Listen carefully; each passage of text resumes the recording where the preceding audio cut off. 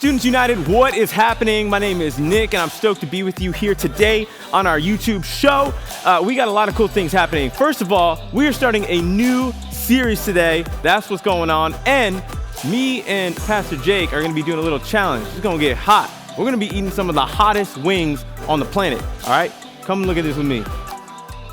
Let me just say, I hate all my coworkers except for Nick because they force us to do this crazy spicy challenge. Hey man, I mean, I love you because we're gonna eat chicken together right now. Yeah, I feel like we're victims of like a terrible tragedy soon. I feel like I'm gonna throw up. I'm not good with spicy things. Dude, they're making, what kind of, this is like the Carolina Reaper.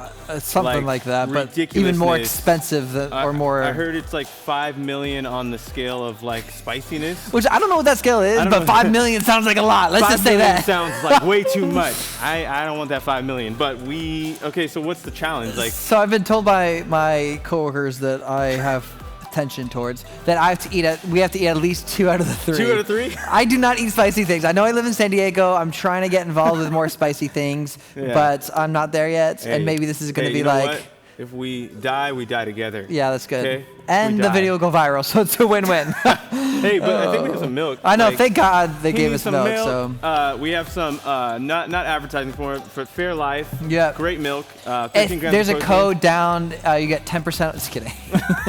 Yeah, just text. All right, so here we go. Okay, round 1. I'm gonna choose. Oh gosh. Okay, you ready? Here we go. Let's go. Baby. This ain't even spicy, bro. Oh my gosh. Nope. I'm about to carry this milk. Wait a second. Nope. Hold up. Bruh. This is so bad. Wait a second. Hold on. Come on.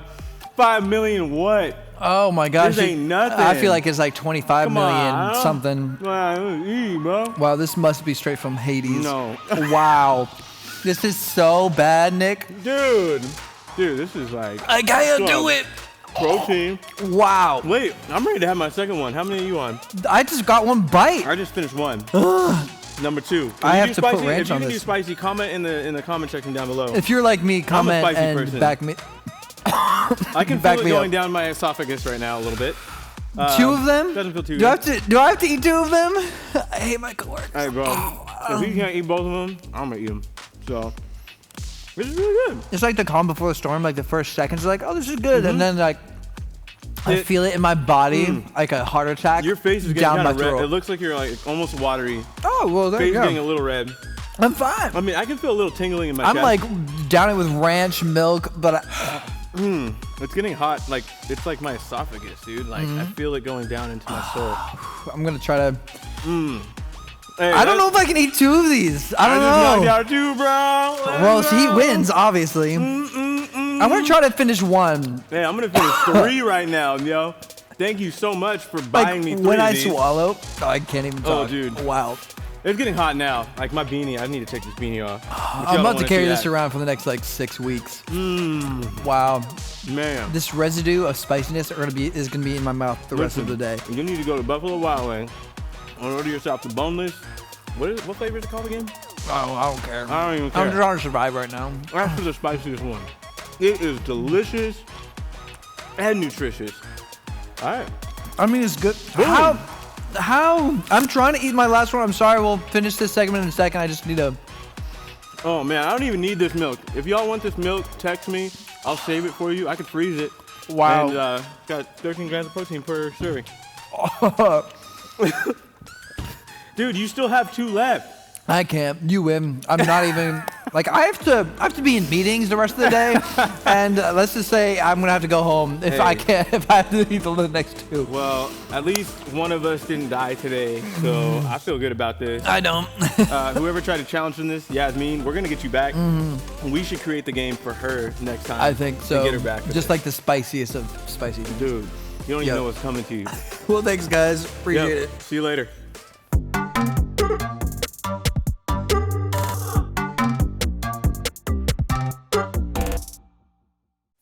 For me personally, it's very easy to let this pandemic get the best of me. I mean, before the pandemic, you could say pre-pandemic, I lived a great life. I mean, as you know, I'm a pastor, not surprised. I'm your pastor. And there's many times over the course of 3 years pre-pandemic as a pastor that I went to your schools during lunchtime. Sometimes I'd go to 2 or 3 different schools. Afterwards, I might go back to the office, hang out, and then I would actually, after school, go to Starbucks to meet with a leader or the student. I would have service sometimes at night. I mean, I loved my life pre-pandemic. I'm a social person. If you can't tell, I am pretty extroverted. So when the pandemic hit, all of a sudden, all of these activities that spread out my day all really became my dinner table and where I did everything. I mean, I answered phone calls at my dinner table. I did Zoom meetings. I did, you name it, that's what I did at one place, sitting in one chair for 8 straight hours a day. My life before the pandemic was going slow, and I actually like that. But my life now, it seems like it's going fast because I'm really just doing the same things every single day. And what I've noticed over almost a whole entire year, because I'm still in the same lifestyle, it can get pretty isolating. I mean, Zoom meetings are great. When I get to see your faces via Zoom, we get to talk about real life. It's awesome, but let's be honest, it's not nearly the same as getting physically together. And of course, we do have physical services. For middle school, of course, it's Sundays at 3:30. High school, it's at 6:30 on Wednesdays. But oftentimes, a lot of us don't feel comfortable yet going to these environments. So we're kind of stuck in this isolating place. It's called the pandemic. And for you, it probably is very similar. I mean, not only do you have school all online, but after you're done with your morning classes, you want to be with your friends and hang out, but maybe you're just eating your lunch alone in your kitchen.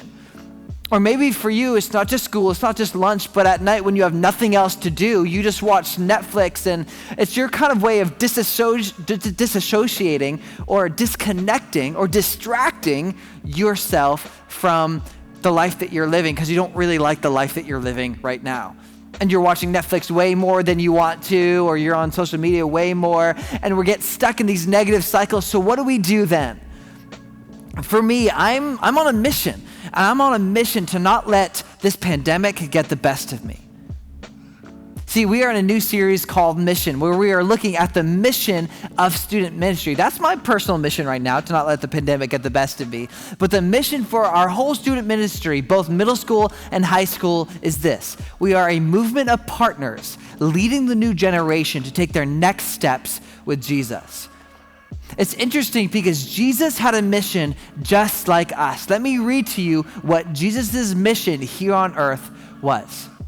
The Spirit of the Lord is on me, Jesus said, because he has anointed me to proclaim good news to the poor. He has set me to proclaim freedom for the prisoners and recovery of sight for the blind, to set the oppressed free, to proclaim the year of the Lord's favor.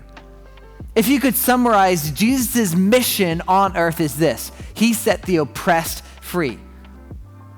If we're gonna be honest, a lot of us are oppressed in many ways. We're pressed down. That's what oppressed means, that we can't really get a little bit higher where we want to be because we're being pushed down. And for a lot of us, we're being pushed down because of sin that we've committed, of mistakes that we've made, of the way that we treated people or the things that we've done. And we feel like there's almost chains around us. For others of us, it's because of our unhealthy relationships. Maybe you have to split your time between 2 homes, so you feel pressed down because of that. Or maybe, just like we've mentioned, it's honestly because of the pandemic, that you are alone so much of the time, and you might be lonely, isolated, sad, even depressed. And in those moments, we can very, very easily feel like we are oppressed. We are pressed down. So when Jesus says and comes and says, hey, my mission is to set the oppressed free, basically what he's saying is, I want to rip those chains off of you so that you can walk in freedom, so you can run in freedom, so you can live life in freedom. And that's what Jesus came here to do. That was his mission. The other very unique thing about Jesus' mission is that he's really the only God out of all the gods that people thought back in the day existed, Zeus, other ones like that, he was the only one that came in a human form. That's how much he believed in this mission to set the oppressed free, to help them feel free and actually be free.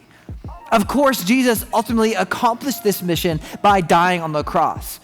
He, in some ways, took those chains upon him, the sin, the frustration, the sadness on him, so that we don't have to pay for the sins that we've committed, so that we can feel that we are chained less and we can be free, just like his mission. Jesus was successful in his mission of setting the oppressed free.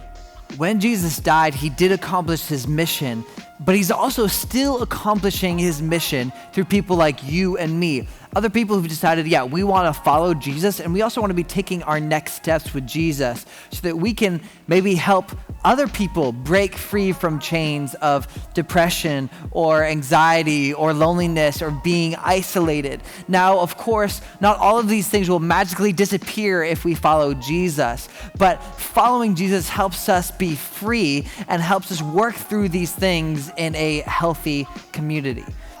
So with us here today, we've decided that our new mission really isn't a new mission at all. It's actually a super old mission. Our mission is the exact same as Jesus's. It's to help set the oppressed free.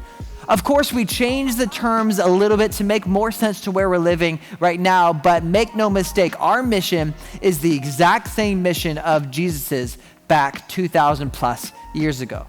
And again, I'll say our mission, it's this, a movement of partners leading the new generation to take their next steps with Jesus. And today I wanted to focus on that first part, a movement of partners.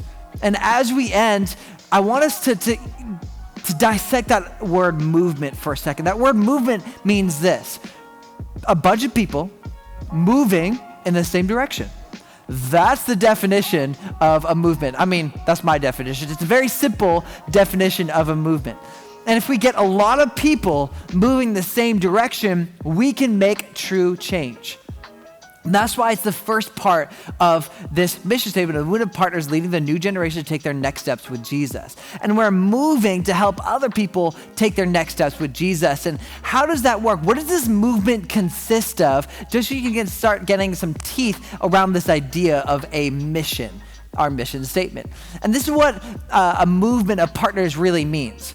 We've actually gathered together 30 plus students, real students that are probably your age, that have actually gotten together and they actually respond to questions that people have about the ministry. They actually are the ones that architect the whole entire services that we have, set up the chairs. They're the ones that give us ideas about what to change. They also lead each other.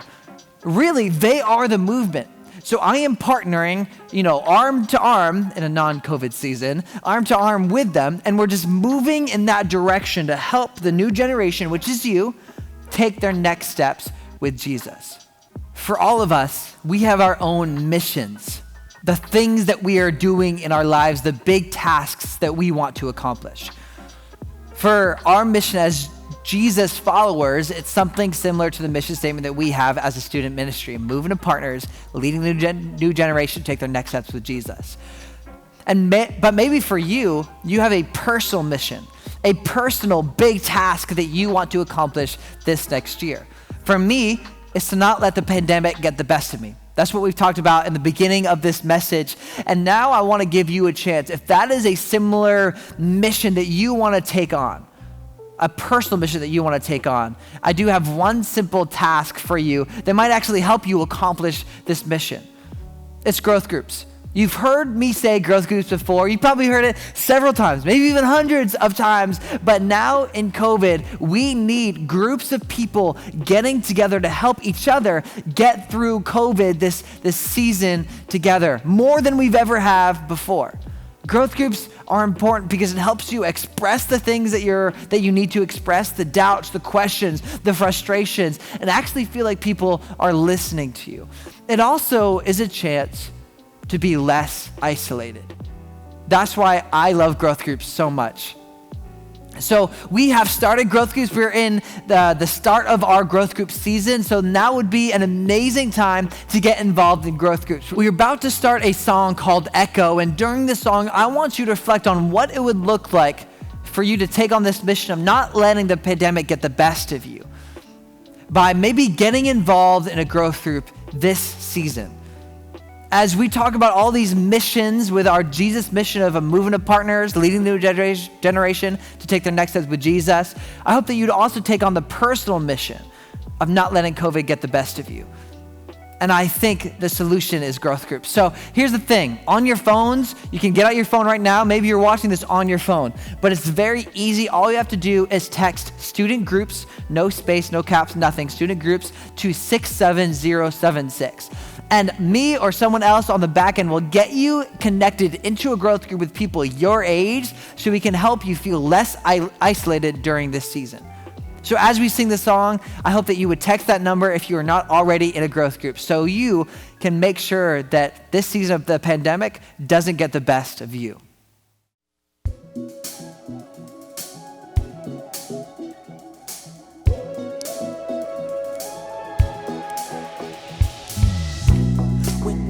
Falling, when fear is coming, still you're calling me. When faith is lost and my hope exhausted, you will be my strength. When my mind says I'm not good enough, God, you're enough for me. Yeah, I've decided I'm not giving up. You won't give up on me, no, you won't give up on me. Your love is holding on and it won't let go. Feel it breaking out like an echo. Your love is holding on and it won't let go, no. I feel it breaking out like an echo, echo in my soul.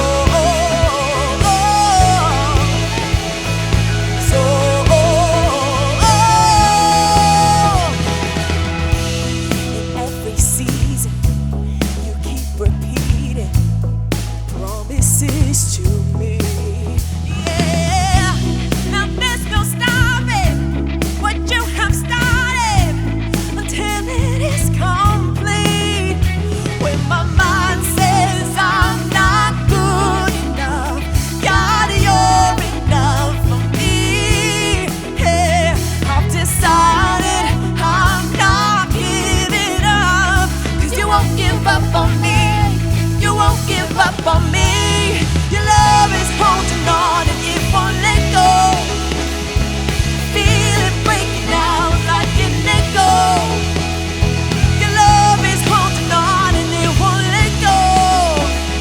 I feel it breaking out like an echo, echo in my soul.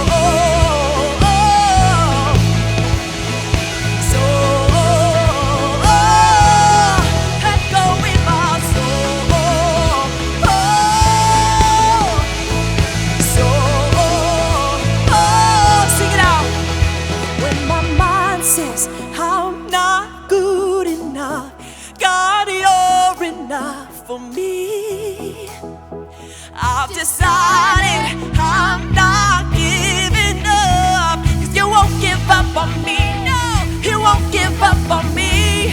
Your love is holding on and it won't let go. Hey, I feel it breaking out like an echo. Your love is holding on and it won't let go. I feel it breaking out, hey. Your love is holding on, it won't let go.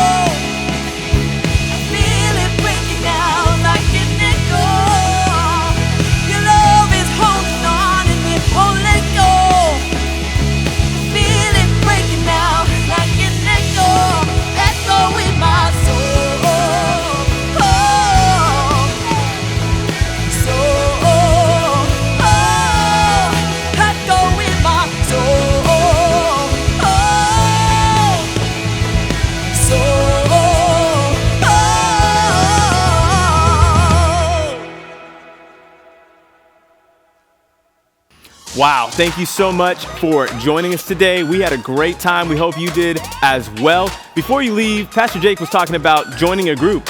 You can join a group in this group season. So all you got to do is text Student Groups to 67076. That's all together. Don't separate the words because you'll mess it up.